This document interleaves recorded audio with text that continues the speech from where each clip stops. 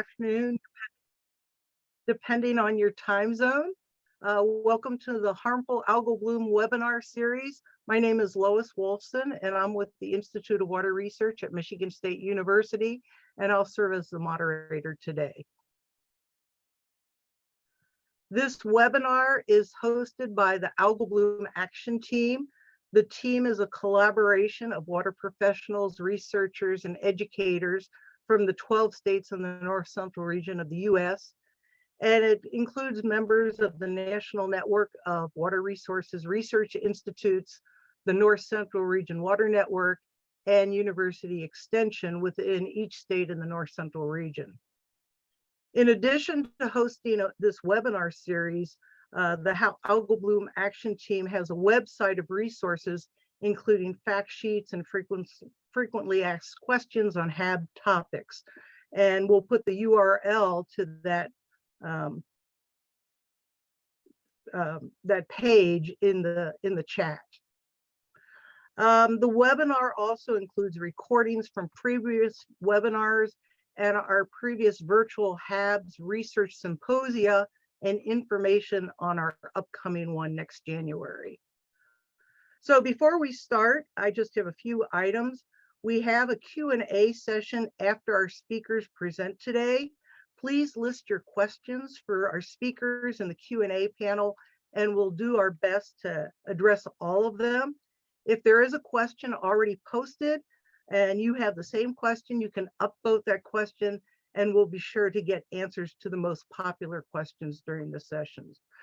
Today's webinar is being recorded and will be posted to the Algal Bloom Action Team website following today's session. So we have three presenters today: Greg LeFevre, Corey Markfort, and Jennifer Graham. Also, before I present the presenters, if you have any technical issues, you can put those in the chat and we'll try to assist you. So our first presentation is by Dr. Greg LeFevre and Dr. Corey Markfort. Both of them are associate professors in the Department of Environmental Engineering and Science and IIHR, Hydroscience and Engineering at the University of Iowa. Dr. LeFevre started in 2016. He did his Bachelor's of Science at Michigan Tech, his Master's and Ph.D. at the University of Minnesota, and a postdoc at Stanford University, all in environmental engineering. Dr. Corey Markfort is also an associate professor. He completed his MS and PhD at the University of Minnesota and spent a year as a postdoc at EPFL in Switzerland before moving to Iowa. So we'd like to welcome both of these speakers, and it's a pleasure to have you here. I will stop sharing my screen.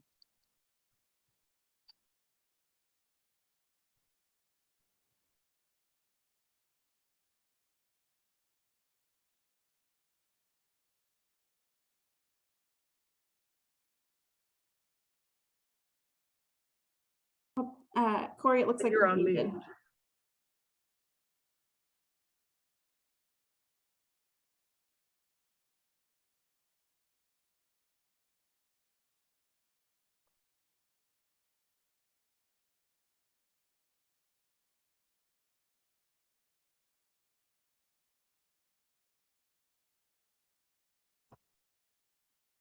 All right, I should be unmuted now.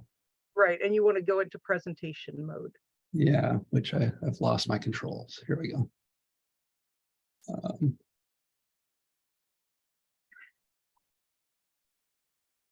Here we go. Hopefully Perfect. everybody can see that okay? Yes. All right, so I'm going to briefly lead off with an introduction, then Greg is going to take over for a bit, and then I'm going to wrap up at the end. So we're presenting on exploring complex mixtures of harmful algal blooms and mid-range remote sensing opportunities in Iowa lakes. So we're located in Iowa, which most of you probably know is the heartland of the United States and known mostly for agricultural products. And so, pictures of cornfields and soybean fields are the norm. We're also known for pork production. So here's a map of number of hogs in the United States back in 1920. And you can see today, this number has more than doubled, almost 3 times as many hogs. And so we actually have more hogs than people in the state, and all of that manure waste, or at least a lot of it, ends up on the landscape as fertilizer, and some of that ends up in our lakes. And it's not surprising that in Iowa we see harmful algal blooms. These are just 2 plots here of the number of advisories at state beaches that are issued by year. You notice that we have quite a few. One of the benefits of knowing that we're going to have harmful algal blooms in Iowa is that monitoring is occurring. So there's weekly monitoring at Iowa beaches. And we can also identify which lakes have had more algal blooms. And so that in some ways guides some of our studies. So if you want to do research on harmful algal blooms, Iowa is a great place to do that.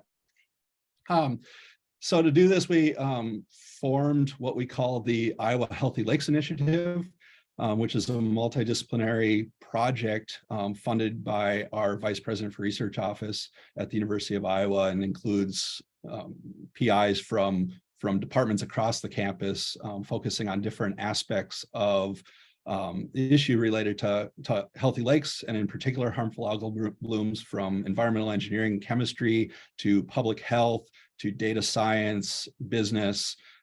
So we're trying to tackle this problem from multiple directions, and we've got 6 PIs or co-PIs on this project. Most, when we started, were assistant professors, including Greg and I.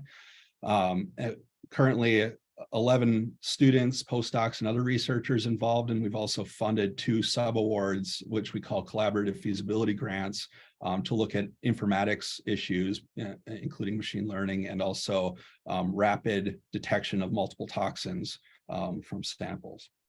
I was going to say on this slide, there's also a link here, which you can access our website on this project. Kind of our ultimate vision or goal for this effort is to detect harmful algal blooms as they happen, or even predict them before they happen, to guide water resource management, both for drinking water. A lot of our lakes and reservoirs are used for drinking water sources, but also contact recreation. So at state beaches, there's the concern of contact and ingestion of these cyanobacteria. And also, we often hear in the news reports of, for example, dogs getting in the water and passing away. And so helping managers know when these things are happening, or predict when they might happen and at what lakes is our goal. So we do that with continuous monitoring with buoys. These are examples of buoys up at the Iowa Great Lakes, or the Okobojies, that measure every 10 minutes, atmospheric and water quality parameters. We have weekly sampling at state beaches. And we're exploring using remote sensing, both from satellites, but also mid or near range remote sensing, which will be part of our talk today. And then ultimately developing a predictive model that can predict things like lake temperature, and eventually be able to predict measurements like this of temperature distributions over time with depth, and also the formation of blooms, especially when these blooms tend to form deeper in the water column, where they may not be obvious at the surface. So as I mentioned, to detect harmful algal blooms, we're going to need a multi-method approach, primarily because different methods have different abilities to detect.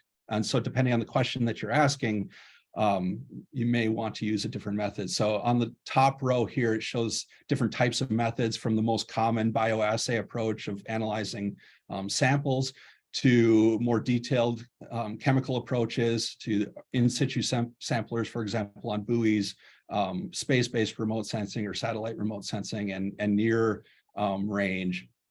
And then on the left here, we show in this matrix kind of the different capabilities of each of those sampling approaches. So for instance, Sampling with water samples is going to be at a point. It's going to be periodic when people can get out. And so you have limited temporal resolution, some information about toxicity, but it's typically through that bioassay relationship. And then congener information is lacking, whereas the chromatography approach, you get the same limitations in terms of sampling, but you get additional information about toxicity. And then the other aspect that we'll talk about today is the near-range remote sensing, which has the benefit of getting detailed information, especially around shoreline areas, which may not be available from satellite remote sensing. So near beaches, this may be useful, but it doesn't have the capability, for instance, to get toxicity information. So you get the high resolution, but you don't get some of the other information that you might be interested in. So as I mentioned, we're going to break the webinar into two parts. Greg's going to lead off here with the analysis of methods for water samples to detect and characterize complex mixtures of toxins. And then I'll come back and talk about the mid-range remote sensing. So I'll hand it off to Greg. Great. So to kick things off about focusing on really kind of some of the chemistry and of the mixtures of harmful algal blooms. Or everybody here is familiar with these in general because of this audience. But one of the things I really want to stress is that harmful algal blooms, we all know, first off, they're not algae, right? There's a lot of misnomers about these. And one of the things is that harmful algal toxins are not just one thing. It's a complex mixture of a lot of different chemicals that are potentially present in the water.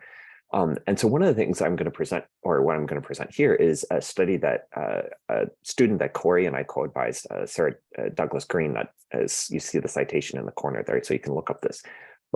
Most of what we did here in a paper that was published just last year, a case study that we did by taking advantage of the sampling across the Iowa public state beaches and leveraging this with what was being done from the Iowa DNR through their state monitoring program. So next slide, please. So what we did was we collected the samples were collected as part of the DNR's normal monitoring program. And then you can click. And then the samples were split. So first they were kind of screened for ELISA using the bioassay. And so first, we only analyzed the samples that had reached above a certain threshold for Microsystem, above 2 micrograms per liter, and then click. And then what we did was those samples were further analyzed for the congener profile. So the congener just means kind of the type of different algal toxins in there. So in this case, what we were doing was looking for Microsystem, and we looked at a bunch of different congeners of this, which are different chemical varieties. And we know that there's different toxicities, which is what I'll talk about in a little bit.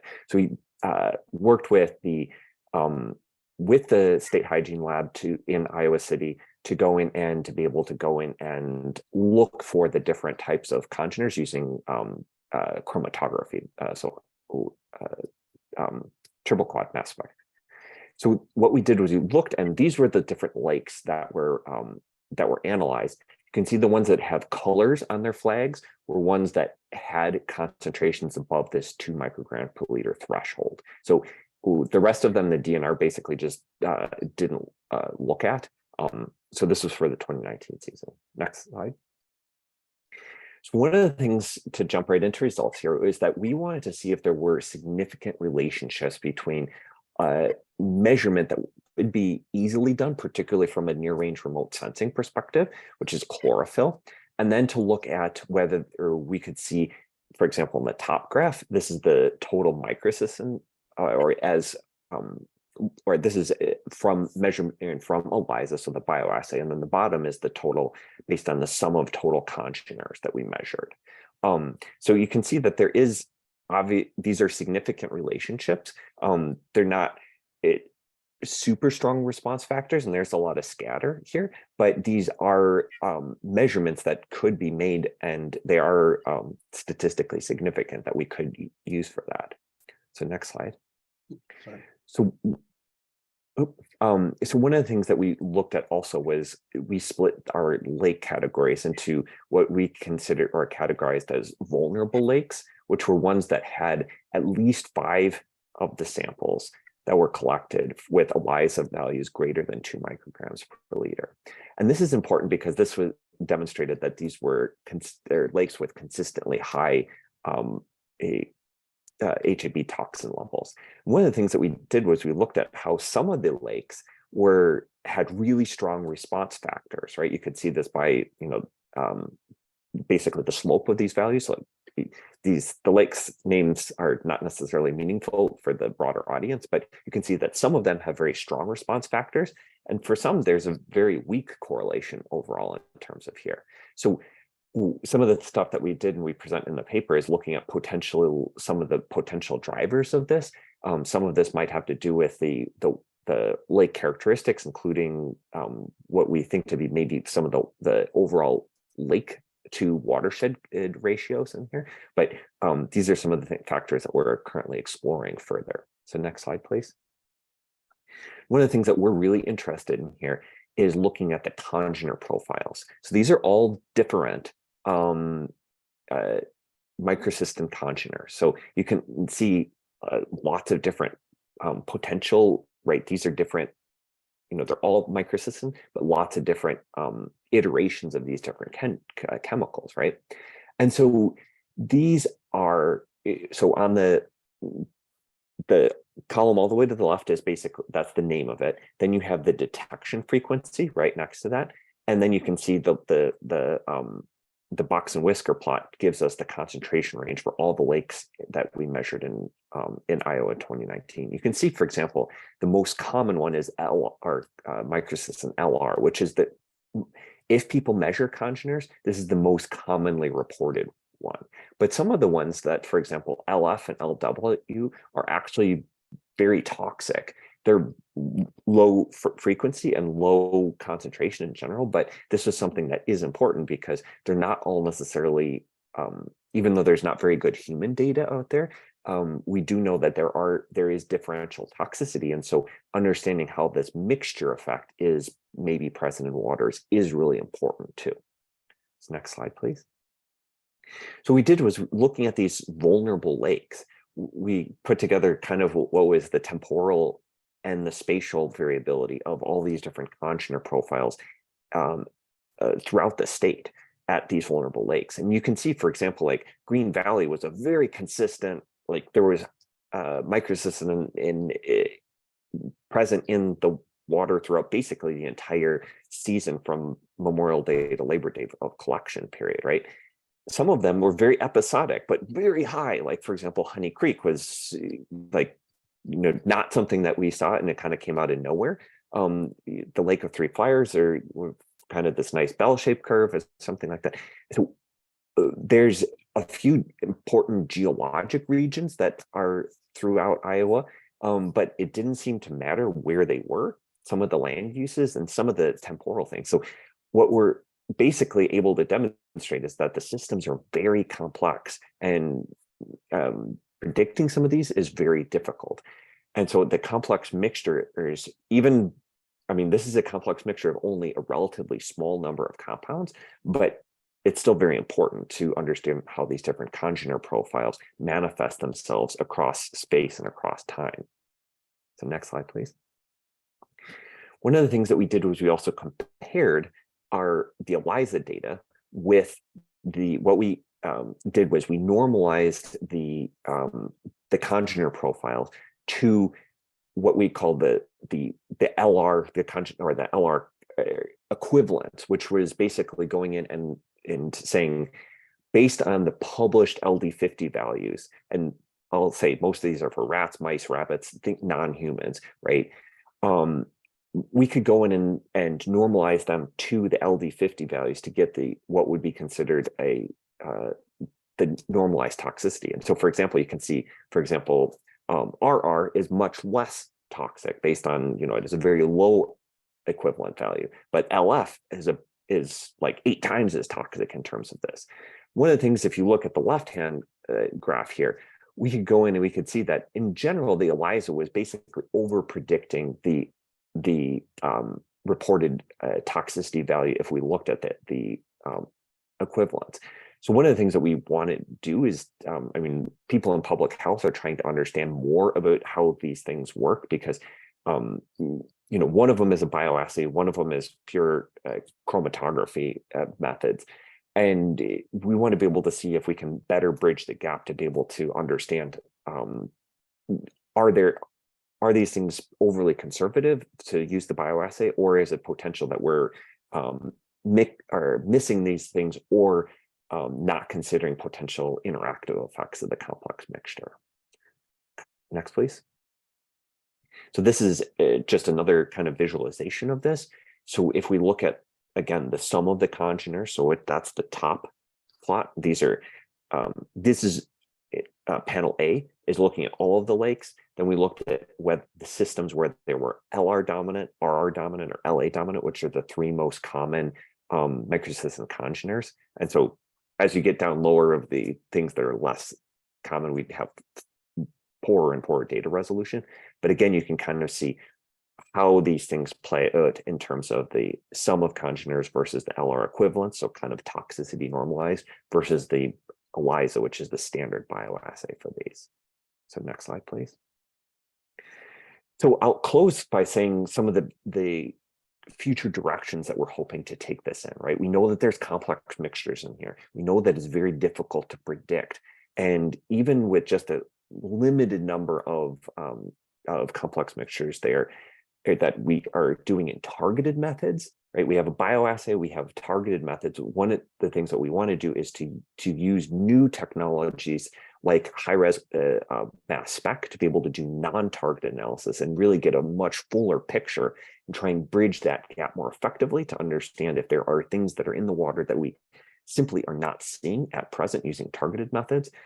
You can see, you know, you can get lots of really big data from this, and this would be a potential important tool to be able to understand the systems better, do things like risks, and as well as understanding potential predictive effects too.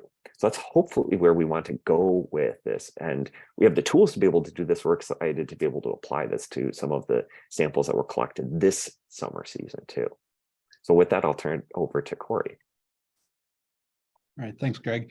Now move on to the remote sensing aspect of this project. This is things I'll show today are both from the student Greg mentioned, Sarah Douglas Green, and what's published in that paper, as well as some new results from Daniel Swanepoel, a MS student working with us on the project. So just to reorient, mention that there are these multiple methods for detecting harmful algal blooms from our sampling approaches, our in situ samplers, which can measure time series from buoys, for instance, satellite remote sensing, right? And then the work that we're doing is the investigation of using near-range remote sensing and mid-range remote sensing. The reason for that is that one, the sensors can be deployed on demand. So this is something that a resource manager could fly, say, around a beach area and look at get data right away. The other is that satellite-based remote sensing has fly frequencies between a week to 2 weeks, and then they're weather dependent. So if you don't have clear skies, it's hard to see the water surface to detect. And so we avoid some of those issues with the remote sensing. So for example, here, this red box shows you kind of a typical resolution of satellite-based remote sensing versus the higher resolution drone-based, which we can get down to about 5 to 10 centimeters resolution. So here's a study we did taking advantage of that persistent algal bloom that Greg mentioned at Green Valley Lake in 2019, where we conducted flights around the beach area where sampling was being conducted. So all these black circles represent sampling points where we took water samples, took them back to the state hygienic lab and ran them to detect, for example, Microsystem, as well as other things. And one of the results of Sarah's study was that in Iowa, if you have situations where the lake is dominated by Microsystem, Microsystem and chlorophyll A are highly correlated in those systems. And so although the sensor we use is a lower cost 5-band multispectral sensor, which is very commonly used for example, ag monitoring, it doesn't have the ability to measure phycocyanin. And so we need to be able to relate something that we can measure, so we can measure the pigment of chlorophyll A to the microsystem or phycocyanin pigment. And so this map was created taking the information about typical index values. So people may be familiar with NDVI, which is a measure of vegetation index that tells us something about productivity of vegetation. Blue NDVI is a derivative of that tries to account for the effect of attenuation in water. And so one of the things that we noticed is that, and we studied many of these indices, but we found that generally these indices have fairly low R-squareds related to the in situ measurements or the sampling. And so there's some challenges there that we want to investigate. And the other thing that we noted, although we were able to create a map at the site, comparing to the data shows that there isn't a very good agreement along the one-to-one line between the ELISA microsystem measurement and what we're predicting based on the remote sensing. So this is something we want to investigate further. And the other major challenge that we're addressing is that doing remote sensing over water is featureless. And so we have to come up with new ways of mapping these images to be able to compare them to the samples. So that motivated kind of taking a step back and revisiting the principles of remote sensing to try to understand what the sources of error might be or where we could improve this type of measurement. So just to orient everyone, the remote sensing technique relies on collecting light energy at different spectral wavelengths. So we're all familiar with the visible spectrum or color spectrum. And you can see here a plot based on a spectrometer that can measure very high resolution reflectance by wavelength. And so you can see for an algal bloom situation what the spectral shape would look like at different wavelengths. And this is measuring reflectance, which is a ratio of the incoming solar radiation to the emitted light that you're actually detecting at the sensor. And so as you would imagine, when you have an algal bloom, the green shows up very prominently here. But there's some other features that are valuable. There's a trough here in the chlorophyll A range that is picked up. And some sensors can also measure the range around phycocyanin, which has been used to try to predict this as well. So the challenges with this is that we're trying to measure something that is in the water. So we're measuring light that has passed through the water, been absorbed by these algal cells, maybe giving a signature that's of chlorophyll A, and then passing back through the water column and up to our sensor.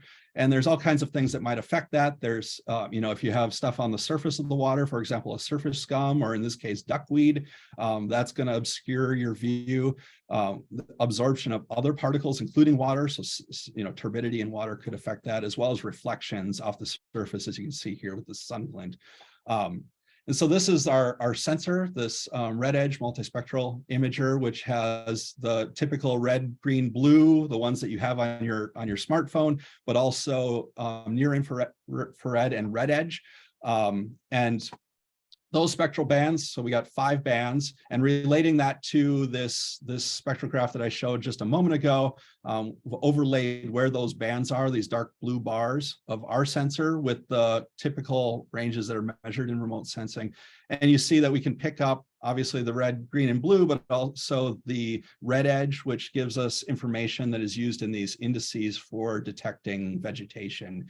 The one component that we don't have information on is the range that represents phycocyanin. So this is the reason why we need to relate chlorophyll to that. One of the things that we've noticed, as I mentioned, is that all of the indices have issues with predictability. So the R-square ranges that we've detected are kind of in the range of 0.01 to 0.4, so not great. And so that's what's motivated us to look at these sources of error, including, for example, the effect of variations in reflection off the surface, as well as the fact that these cameras have offset lenses, which cause the pixels to be offset from one another. So if you're going to do ratios of different bands, you have to account for that. So we're addressing that as well. So for instance, you know, an extreme case would be if you had one band that is saturated by reflection and another one that is giving you reasonable data. Doing an index of that would give you an error. So that could represent some of the scatter that we're seeing.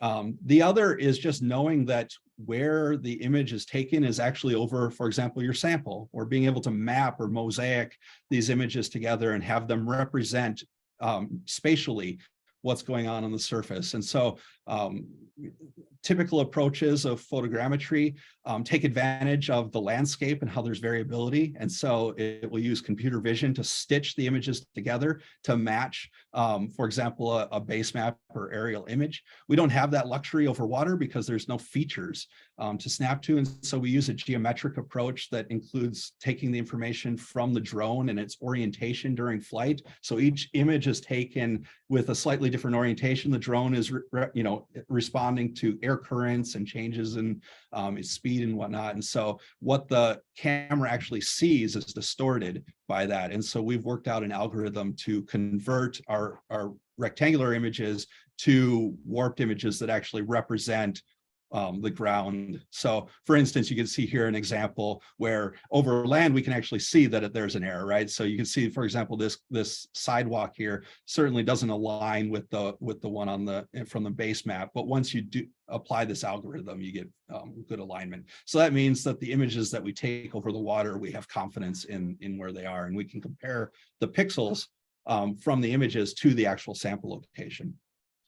The other is dealing with this reflection. And so the issue with the reflection has to do with the orientation of the image relative to the sun angle. And so when they send up a satellite, they carefully select the angle that the image is going to be collected so that it minimizes this reflection effect. You don't really have that opportunity with the drone. However, you do have the benefit of having overlapping images from multiple different angles when you fly these flights. And so we can minimize the effect of reflection by considering the angle of the image relative to the sun angle. And so using this data, we can back out the effect of sun glint and glare to improve that data. So we had our Green Valley study. Now we're moving forward with our Lake Darling study, another lake with a lot of algal blooms yearly. So we can plan a campaign any year and go out and collect data. And in this one, we're just analyzing the data now. We have multiple grab samples that we've analyzed for example, chlorophyll A and phycocyan, or for microsystem, as well as other parameters. We flew multiple flights of the drone, as well as flew over with an aircraft that had a hyperspectral sensor on it, which we'll be able to compare as well. And so this is just an example of some of the work that we're doing to set up our comparison between the UAV measurements with the 5-band camera and our hyperspectral sensor that we flew on a Beechcraft aircraft. And what you can see here is an index called the NDVI index, where we took the native resolution of the hyperspectral camera, which gives us a variation in the vegetation index, red being high vegetation, green being low. And when we coarsen the spectral resolution to be similar to the drone's camera, we see a different pattern. And so this has also revealed that the resolution of the sensor could be a factor in this predictability. So all of these things we're taking together with this new data set to try to come up with an improved methodology for using remote sensing to detect the spatial variability of algal blooms. So I think I'm wrapping up here. the next steps in Daniel's work is to finish this alignment of the images and actually mosaic these together into scenes, which we can compare to the overpass of the hyperspectral sensor, address these anomalies related to reflections and so forth, to remove saturated pixels and improve the data quality. And then again, test these algorithms that have been published and exist, and potentially develop new algorithms that could improve our detection of chlorophyll in the water column. So with that, I think we're ready to take some questions, or maybe move on to Jennifer's, depending on what you want to do. Yes, thank you, Corey and Greg. And if you could stop sharing your screen, thank you.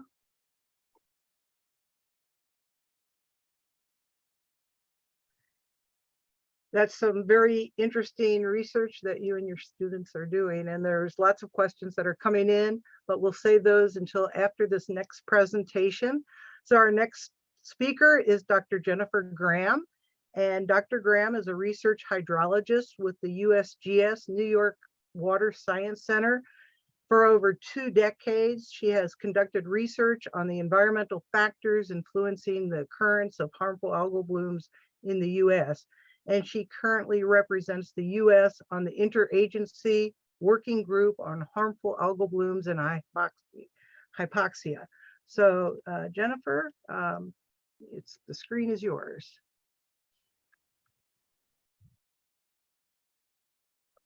All right, thank you. All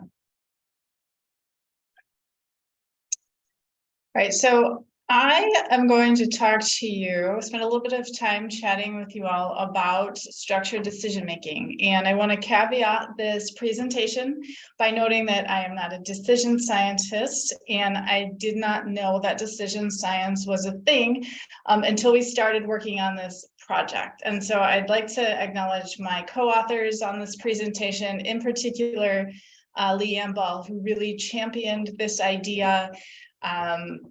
She said, you know, we should do something with decision science and HABs. And I was skeptical. And I said, I don't know, Leanne, HABs are hard. It's not going to fit here. And she said, Jennifer, just come along, trust the process, and let's see what we can do. And so I'm going to show you what we can do. I'd also like to acknowledge the team of people that worked on this project and trusted Leanne and came along through this experience. So structured decision making is really a way to frame the way that you think about making a decision. And natural resource management decisions are often difficult for 2 reasons. First, the systems being managed are complex, they're highly variable, and often they're poorly understood.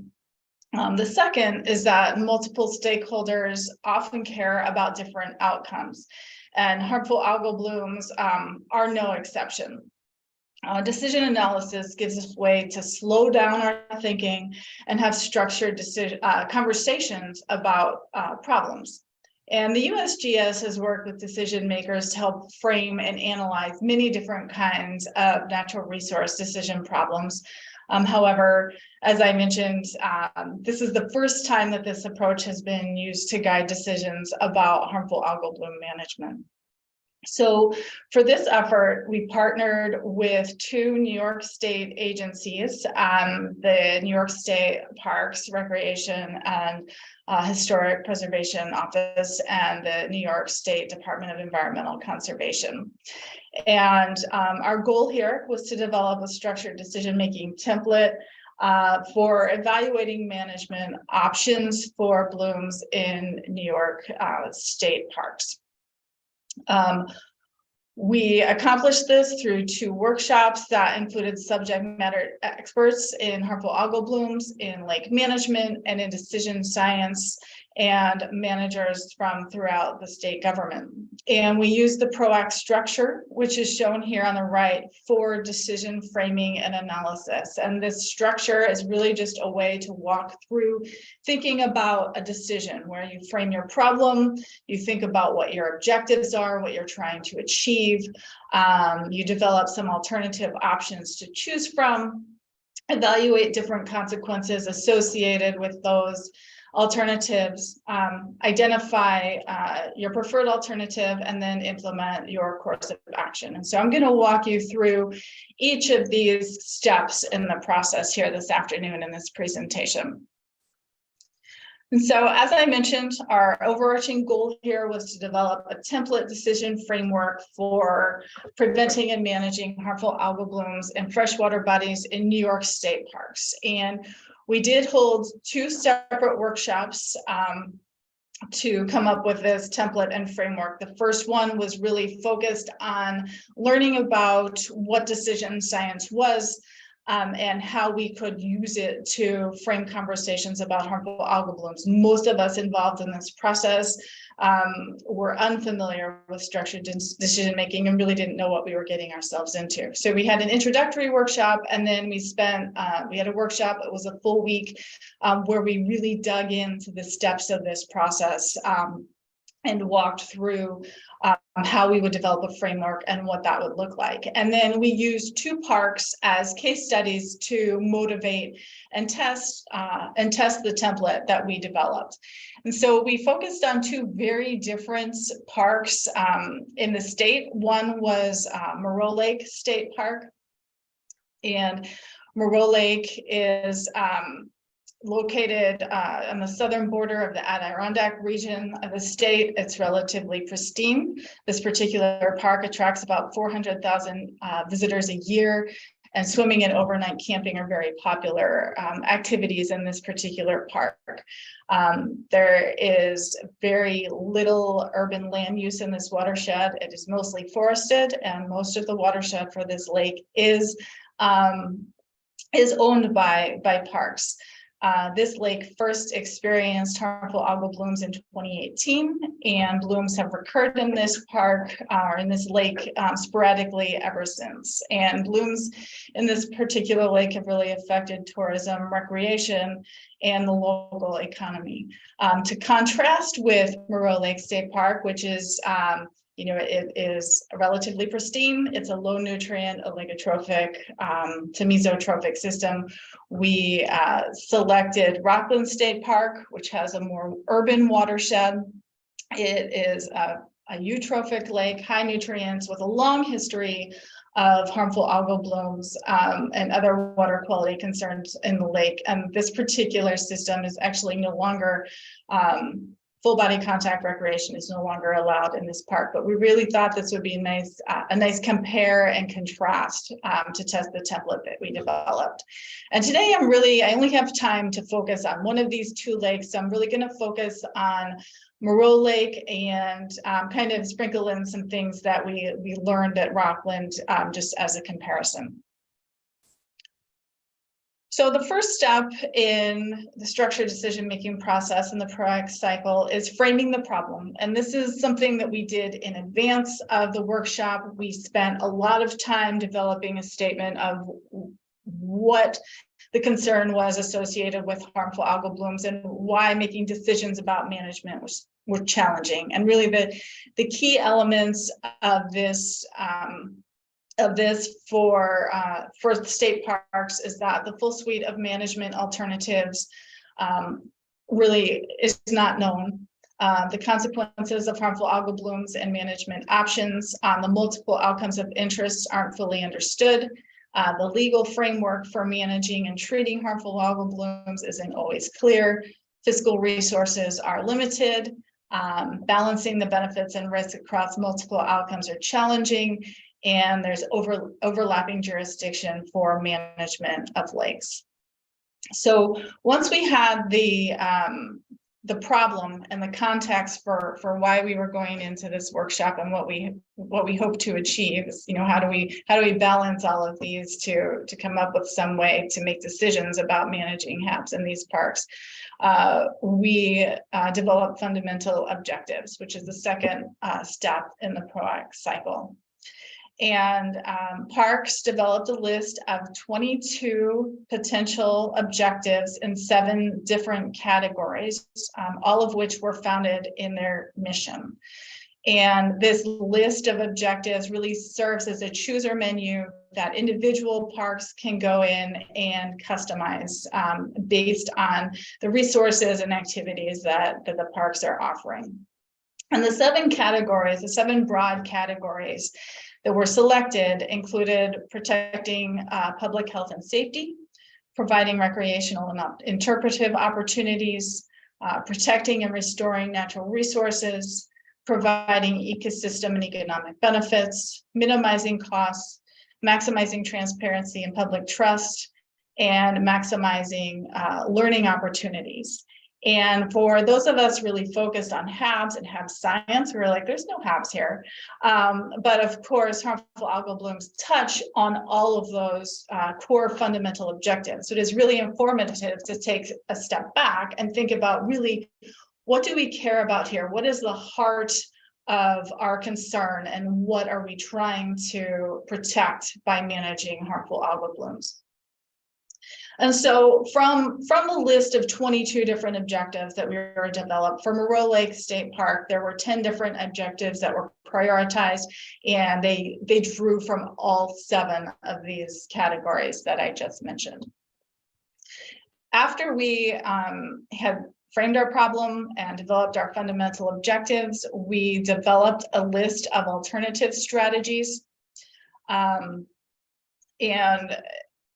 a decision is a choice among alternatives. And a lot of times we fail to consider the range of alternatives that are possible. We really focus in our realm of experience and what we know. So setting aside some time to focus on potential alternatives without constraints really allowed for some fun and creative discussions about what we could do. And just as an example of that, Rockland State Park has a swimming pool that is no longer used. It is just there, and we developed a whole strategy that we called Lake Dialysis, where we could use the swimming pool to filter water, remove some of the contaminants of concern that we thought were associated with HABs, and kind of use that to rehabilitate the lake. And so that was just an example of some of the fun, creative things we were able to think of because we had the time. We set aside the time to do so. But ultimately, what we did, we came up with a realistic menu of options that were available to New York State parks. You know, taking into consideration the things that could be permitted, the things that were cost effective and realistic. And then from that different menu of alternatives, we assembled 4 different strategies for harmful algal bloom management at Monroe Lake. We did the same for Rockland Lake. For Monroe Lake, those different strategies ranged from maintaining ongoing efforts. Our alternative one here is like, you know what, we're closing beaches during bloom events, we're communicating with the public, and we've increased our monitoring to help understand causes, and we think that is sufficient. We're going to kind of keep doing what we're doing. The second alternative that we developed was really focused on watershed management. So this alternative maintained everything that was already included, that parks are already doing, and we added in lake management in our alternative 2. And so there were a couple of different strategies that were talked about as potential in-lake monitoring strategies that could be implemented in Monroe that would help with the management and public health protection. Alternative 3 was focused on watershed management and watershed management alternatives to help improve water quality conditions and reduce potential occurrence of harmful algal blooms. This alternative also included everything that was in alternative 1, in addition to the alternative 3 strategies.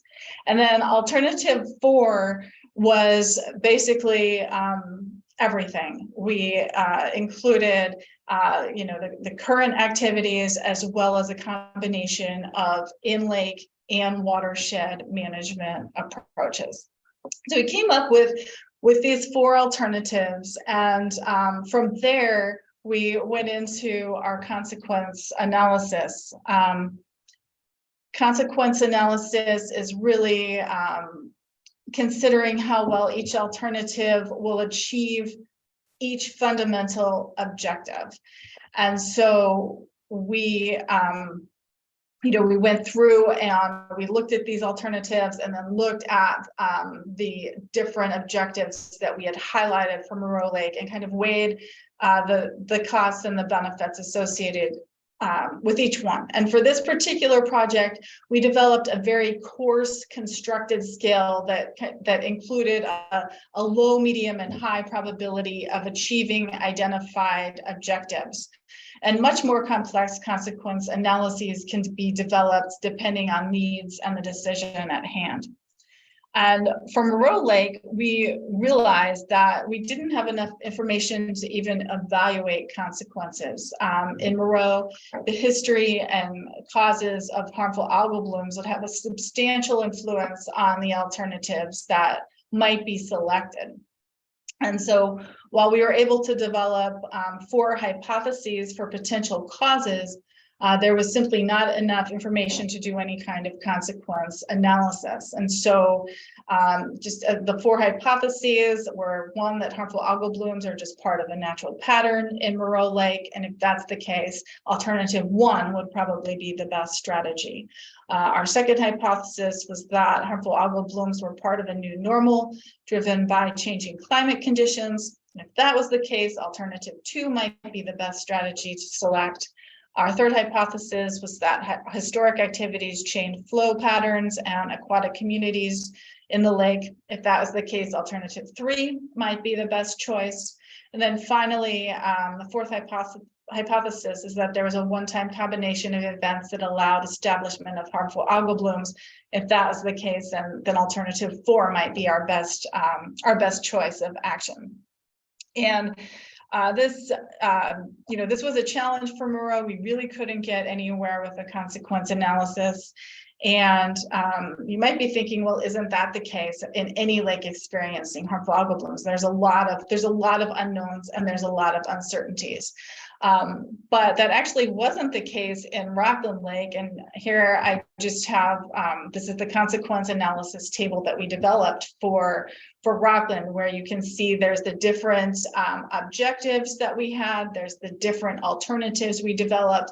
And for each alternative, we were able to rank whether they had a low, medium, or high probability of achieving each objective. And I really just wanted to show this, not to get into the details here, just to show that we were able to do this for Rockland Lake. Even though we had some questions, we don't understand all of the dynamics and drivers, but we knew a lot more about what was happening in Rockland than we did in Monroe. So the final step in the PROACT cycle is evaluating trade-offs among the different alternatives. And so, what are we giving up to achieve certain benefits in each of the ones that we developed? And again, for the Monroe Lake case study, the real impediment to making any kind of decision about management was the uncertainty about the cause of harmful algal blooms. And we really didn't discuss any other trade-offs when we were talking about Monroe. Included here were the trade-offs and impediments to decision-making for the Rockland Lake case study, where we were able to do the consequence and analysis. And again, it's included here as a contrast to Monroe. And from my perspective, one of the more interesting elements of the conversation about trade-offs for Monroe Lake was the way it highlighted the differences between the way scientists think about decisions and the way managers think about decisions with respect to harmful algal blooms. We spent a lot of time talking about how if we restored in-lake swimming opportunities in Rockland State Park, it would actually likely result in overcrowding of the park, which is a popular destination for New York City residents. And so there's this interesting conversation about, do we want to restore this to the point where people can swim and recreate in that lake? And what does that mean for the resource as as a whole. And, you know, as someone who studied harmful algal blooms for a long time, I'm like, of course we want to restore this this ecosystem to the maximum extent that we can. So again, for me, it was a really enlightening conversation and highlighted some of the differences in the way scientists and managers think. And so once a decision is made, the choice can be implemented. Our project did result in a template that the New York State Office of Parks, Recreation, and Historic Preservation can use anywhere that they need to make decisions about harmful algal blooms, as well as 2 documented case studies demonstrating how the template can be used. And the template that was developed as part of this project can be modified and used by any resource manager that's making a decision about harmful algal blooms. As for Monroe Lake, Parks opted to go with alternative 1, which was maintaining current actions at the park. And in addition, they decided to conduct more research to better understand the occurrence of harmful algal blooms in the lake. And the USGS is currently collaborating with Parks in a study to reconstruct the history of blooms in the lake using paleolimnological approaches. And Parks has indicated that one of the key benefits for them of this process is having clear, rigorous documentation that allows transparency about how and why management decisions were made, which also meets one of their fundamental objectives of maximizing transparency and public trust. So to kind of summarize, structured decision-making gives us a way to structure conversations about difficult decisions. It decomposes decisions into their value-based elements and their science-based elements and offers a range of perspectives.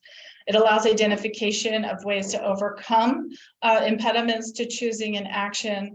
And it also allows a way to clearly communicate how a decision was made and the different factors that went into making that decision.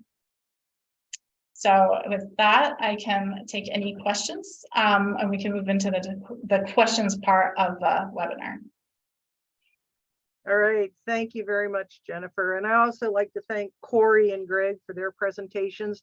We're short on time. I just want to mention that the next and last webinar of the series will be December 7th, and we'll put that link in the chat box.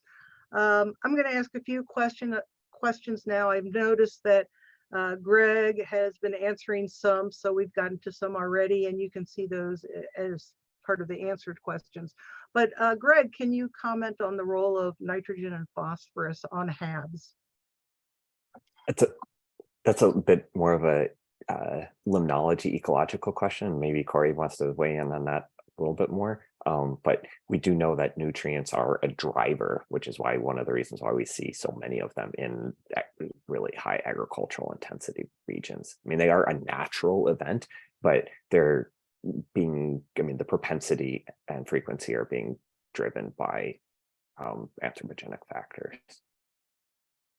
Yeah, and actually Jennifer's probably the ultimate expert here on this topic, but I can, yeah, so there's multiple co-evolving factors that can lead to HABs, including temperature dynamics, wind, so physics and the chemistry, but you need nutrients for them to grow.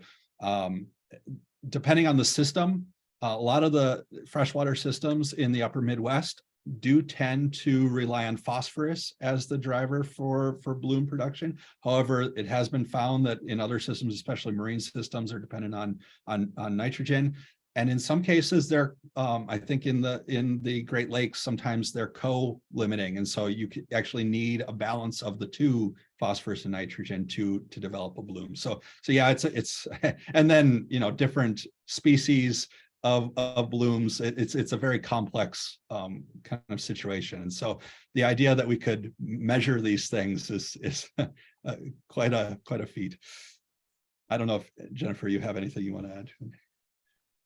I'm going to share the last slide also that gives the speakers email addresses, so we can ask, perhaps, that if we don't get to the questions today, you can send your questions to each of our speakers.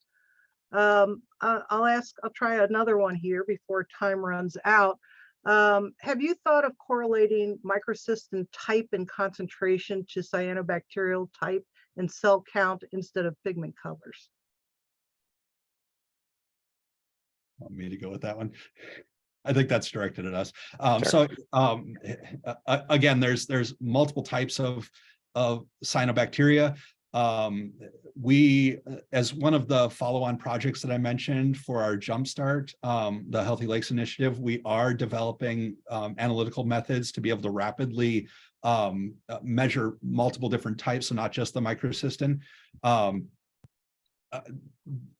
We're trying to kind of hit on the most common ones, but it's true, this is also, you know, relating to the remote sensing problem, right? So what we're detecting may depend on the colony structure and type and how well you can relate that to pigment. So knowing something about what is comprising the colony, you know, the cyanobacteria bloom, it is helpful and would improve these measurements. Yeah. These are very complex microbial communities, in addition to the fact that they're producing these complex mixtures of these chemical toxins too. And yeah, we're not microbiologists, and that is certainly an important aspect of understanding that community structure.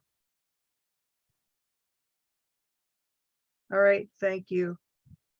I think our time has run out right now.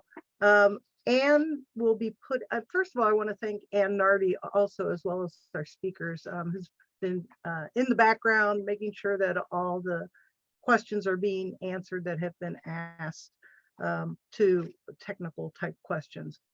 She's going to put a link into the chat box for a survey for this particular presentation. And again, if we didn't get to your question, feel free to contact any of the speakers. We will have a recording of this posted on the North Central Region website. And again, thank all our speakers, Jennifer, Greg, and Corey, and thank you all for attending. Thank you. Thank you for having us. Thanks, bye.